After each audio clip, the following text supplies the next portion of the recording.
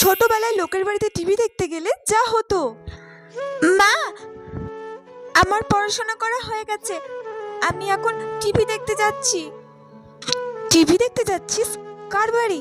মা, আমাকে রূপা বলেছে ওদের বাড়িতে টিভি দেখতে যেতে। পাশের বাড়ি রূপাদের বাড়িতে টিভি দেখতে যাচ্ছি। মনা, আমি তোকে কতবার বারণ করেছি না যে তুই লোকের বাড়িতে টিভি দেখতে যাবি না? আমার যাই না, আমার তো টিভি দেখতে খুব ভালো লাগে জানো তো। আর তোমরা তো আমাদের বাড়িতে একটা টিভিও কেনো না, আমার একদম ভালো লাগে না।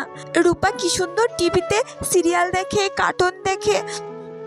ও মা, আমি আসছি, ওদের বাড়িতে টিভি দেখতে গেলাম।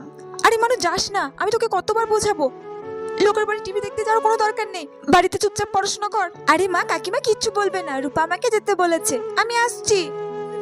মানুষ শোন, যাস না। এই মেয়েটা না আমার কোনো কথা শুনবে না, সেই চলে গেল লোকের বাড়িতে টিভি দেখতে।